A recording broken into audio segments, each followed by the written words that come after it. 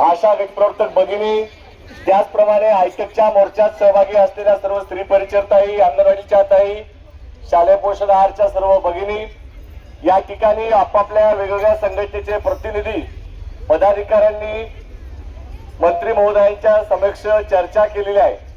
आशा गटप्रवर्तक संघटना आयटकच्या वतीने जे शिष्टमंडळ आयटकचं या ठिकाणी राज्याच्या आरोग्य राज्यमंत्री मेघनाताई बोर्डीकर यांच्या सोबत चर्चा झाली।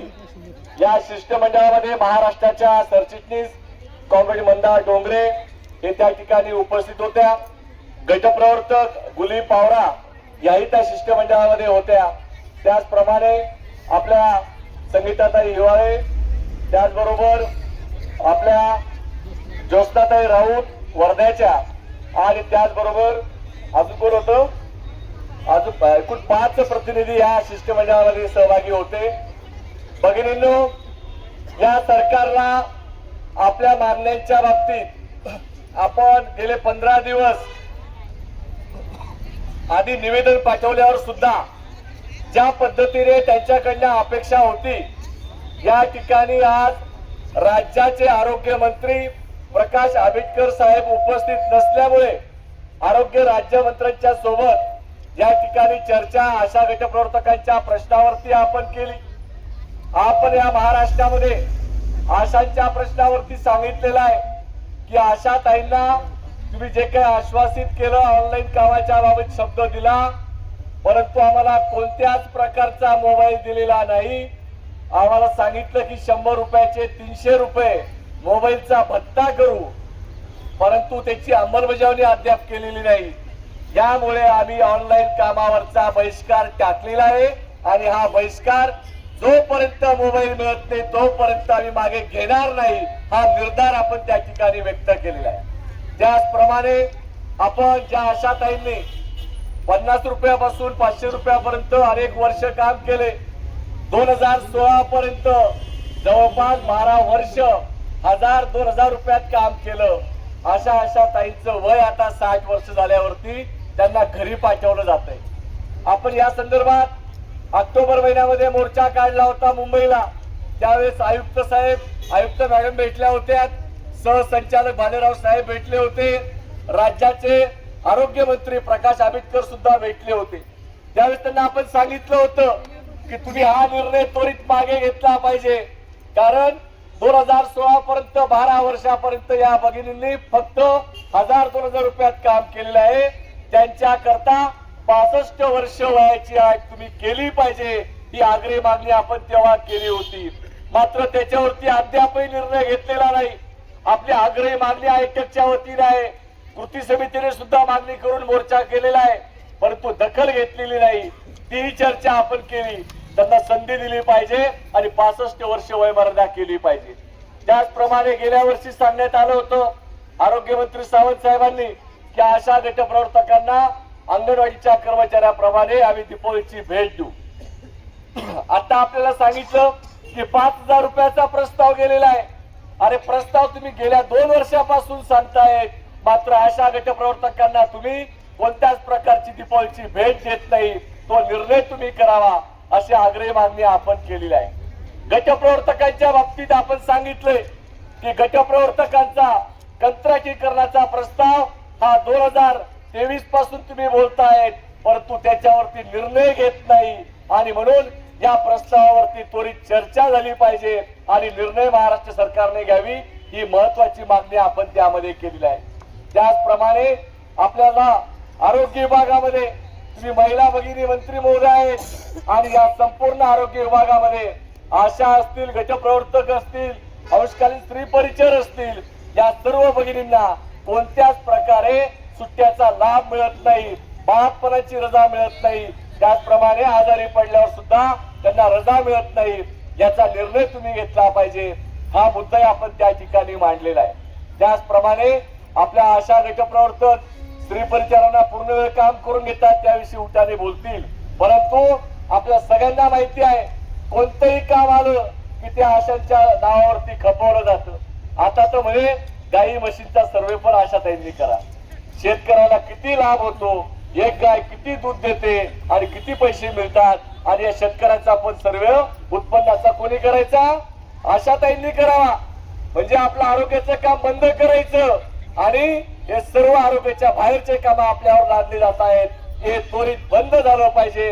हा इशाराही आपण त्यांना निवेदनाच्या द्वारे दिलेला आहे. आणि म्हणून हे सर्व मागण्या घेऊन आपण चर्चा केली. अजून 22 मागण्या आपल्या आहेत. आरोग्यवर्धिनीचा लाभ मिळाला पाहिजे. मातृत्व वंदनाचे पैसे, आपले पीएमआयचे पैसे गेले 2-3 वर्षापासूनचे थकीत आहेत, त्याचाही कुठल्या प्रकारचा त्यांनी आजपर्यंत पाठपुरावा करून आपल्याला लाभ दिलेला नाही. आणि म्हणून सर्व प्रश्नांची आपण चर्चा केली. आणि मंत्री महोदय फक्त राज्याच्या आरोग्य मंत्री फक्त मान हलवत होत्या आणि त्या चाललेलं काम पाहत होत्या. भगिनींनो, या पद्धतीने सरकारची भूमिका असेल.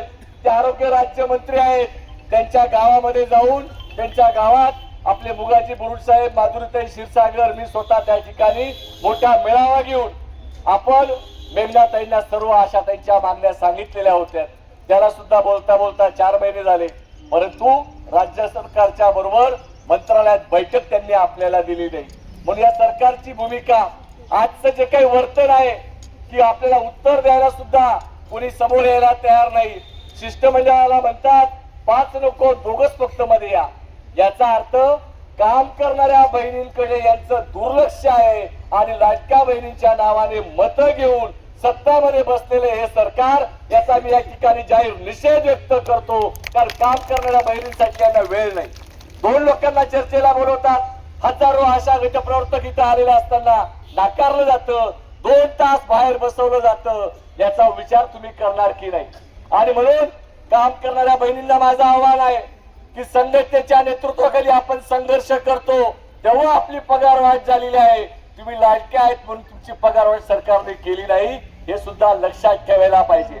आणि म्हणून आजचं सर्व वर्तन जर पाहिलं, काय होईल? आज आपलं निवेदन घेतलं, करते म्हणाले, पण काय करणार? काहीच बोलायला तयार नाहीत. आणि अनेक आशाताईंना 20 वर्ष काम करून, 17 वर्ष 18 वर्ष काम करून 60 वर्ष पूर्ण झालं म्हणून साधं गुलाबाचं फुल सुद्धा न देता त्यांचं दप्तर सर्व जमा करून घेतलंय, त्यांना घरी पाठवलेले. अशा प्रकारचं काम करणाऱ्या ताईंच्या विषयी सरकारची भूमिका आहे. आणि म्हणून या सरकारच्या आजच्या या मोर्चाच्या निमित्तानं मी निषेध व्यक्त करतो आणि त्यांना सांगू इच्छितो की आशा आणि गटप्रवर्तक या साध्या सोप्या राहिलेल्या नाहीत. आमची एक म्हण होती, आपली एक घोषणा पण होती, आशा आहोत आणि काय आहोत? मधमाशा आहोत ना. आहेत का मधमाशा शिल्लक इथं? आता का गेल्या घरी सर्व? कोण आशा हातवरती करा बरं. हा, म्हणजे आता मधमाशांचं सुद्धा थोडस पोट भरण्यासारखं झालं, मधमाशा कमी झाल्या. प्रश्न असा आहे की ज्याला 2 पैसे वाढून मिळाले की भूमिका लढण्याची कमी होते. सरकारला पण माहिती आहे की तुम्ही थोडा वेळ बसणार आणि 6 वाजले की घरी निघून जाणार. भगिनींनो, 2 तासाचा मोर्चा, 2 तासाचं आंदोलन, 1 दिवसाचं आंदोलन, याला हे सरकार जुमानत नाही. या सरकारला जर आपल्याला आर पार करायचं असेल तर आपल्याला इथं मुक्कामी थांबावंच लागेल, त्याशिवाय आपले प्रश्न सुटणार नाही, हे तुम्हाला मी ठामपणे सांगतो. गोड बोलायचं आणि खोड बोलायचं काम ते करतायत. आता म्हणतात तिजोरीमध्ये पैसे नाहीत. अरे तिजोरीमध्ये पैसे नाहीत, परंतु तुम्हाला लाखो करोडो रुपये इतर खर्च करायला आहेत. नाशिक मध्ये कुंभमेळा होतोय, 25,000 कोटी रुपयाचा खर्च होणार आहे आणि त्या खर्च करायला त्यांच्याकडे पैसे आहेत, परंतु आपल्या भगिनींना 3,000 10,000 रुपयावर काम करणाऱ्या भगिनींना पैसे द्यायला त्यांच्या तिजोरीत पैसे नाहीत. आणि म्हणून या सरकारच्या विरोधात आपल्याला तीव्र संघर्ष करावा लागेल. बोलता बोलता 1 वर्ष झालं. सरकार अगोदर नवीन होतं, आम्ही 4दा भेटलो, तेव्हा म्हणे आम्हाला अभ्यास करू द्या. आता यांचा अभ्यास बऱ्यापैकी पक्का झाला असं मला वाटतं. पण अभ्यास पक्का झाल्यावरती यांना मस्ती आहे, आम्हाला बहुमत मिळालेलं आहे, तुम्ही काही करू शकत नाही, 4 वर्ष काही आता निवडणुका नाहीत, अशी सुद्धा यांच्यामध्ये गुर्मी आलेली आहे. आणि ही गुर्मी जर आपल्याला उतरवायची असेल तर आपली संघटना बळकट करावी लागेल. लाल बावट्या हातामध्ये घेऊन पुन्हा या मंत्र्यांना गावागावात जा विचारावं लागेल, त्याशिवाय आपले प्रश्न मिटणार नाही. हा निर्धार आपण सगळ्यांनी केला पाहिजे, करावा लागेल सगळ्यांना. नुसता आशाताईंचा विषय बोलत नाही, आपल्याला पोषण आहाराचा सुद्धा निर्णय काय होतो आपल्याला समजेल. परंतु अंगणवाडीच्या ताई आहेत, त्यांचे शिष्टमंडळ भेटलेलं आहे. सगळ्यांच्या विषयी ज्या पद्धतीच्या भावना या सरकारच्या आहेत, त्यांना असं वाटतं की 2 पैसे आम्ही वाढवून दिलेत, उपकार केलेत, अशी भावना त्यांच्या मनामध्ये. आणि त्यांना आता सोपं झालंय निवडणुकीच्या काळामध्ये सरकारच्या तिजोरीतला पैसा घ्यायचा, योजनांच्या नावावर खात्यावर टाकायचा, मत घ्यायचे, सत्तेवर बसायचं, 5 वर्ष जे नाही ते करायचं आणि शेवटच्या वर्षी फक्त घोषणा करायच्या. अशा प्रकारे सरकारची नीती आहे. या नीतीच्या विरोधात आजचा मोर्चा आपला नुसता पैसे मागण्यासाठी नव्हता, तर काही आपल्या मागण्या अनेक वर्षापासूनच्या आहेत त्याच्यासाठीचा मोर्चा आहे. तरी सुद्धा आपल्याला सहानुभूती त्यांच्याकडनं विचारपूस योग्य पद्धतीने झालेली नाही. आणि म्हणून येणाऱ्या काळातला संघर्ष आपल्याला तीव्र करावा लागेल. येणाऱ्या काळामध्ये पुन्हा एकदा आपल्याला बजेटच्या सत्रामध्ये त्याच्या आधी संघटना निर्णय करेल त्याप्रमाणे आपण जाऊ आणि जे काही पाठपुरावा असेल तो करण्याचं काम करू. परंतु अशा गटप्रवर्तक संघटनेचं या मोर्चाच्या निमित्तानं राज्यमंत्र्यांना भेटून आमचं समाधान झालेलं नाही असं आयटक नेतृत्वाला या निमित्ताने सांगतो. आयटक नेतृत्व जो काही निर्णय घेईल आजच्या मोर्चा संदर्भात, मुक्कामी थांबण्यासंदर्भात, त्या निर्णयाच्या सोबत अशा गटप्रवर्तक संघटना याच ठिकाणी राहील अशा प्रकारची भूमिका मांडतो आणि माझे 2 शब्द संपवतो. धन्यवाद.